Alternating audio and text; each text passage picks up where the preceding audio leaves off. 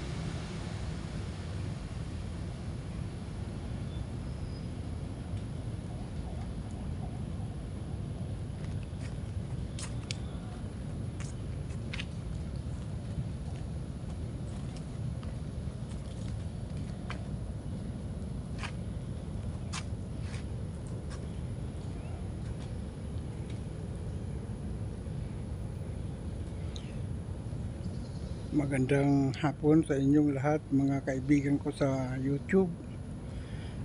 Yan po ang ating gawa ngayon sa araw na ito. At bukas naman ay sa puno naman ng ating nara. Yan po yung nara. Yan po ay ating paiilawin bukas. Palalagyan natin. Ayan.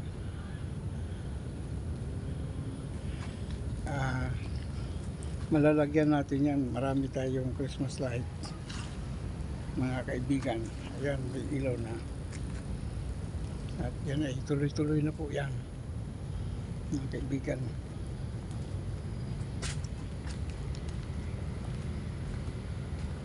Shout out po sa lahat ng mga OFWs na matamang nanonood ng aking videos. Sana nasa mabuti kayong kalagayan. Yung ating giyera sa gitnang silangan sana'y matapos na at mamuhay na po ng mapayapa. Sana'y magkasundo na ang lahat upang mawakasan na ang sigalot sa bawat panig ng hidwaan. Tayo ay mag-alay ng kaunting panalangin upang sa ganun ay maibsan ang mga problema at mabawasan ang mga hindi pagkakaunawaan sa gitnang silangan. Salamat ng marami sa inyo mga kaibigan. Tayo ay tutugtog sana ngayon, kaya lang medyo binuksan natin ito upang makita ninyo ang ating gawa. Ito yung mga Christmas light na ating kinatago-tago at ating inilabas ngayon dahil malapit na ang Pasko. Magandang hapon po sa inyong lahat sa apat na sulok ng mundo. Tayo ay sana ay maging masaya sa darating na Pasko, kahit na pailaw lamang ng mga Christmas light at mga parol, kung mayroon man, ay ating mapadama sa madla na tayo ay nagdiriwang ng kaarawan ng ating Panginoon. Yan ay ang Christmas Day. Magandang gabi po sa inyong lahat sa apat na sulok ng mundo, mga kaibigan ko sa larangan ng YouTube. Salamat po ng marami at magandang gabi sa inyong lahat.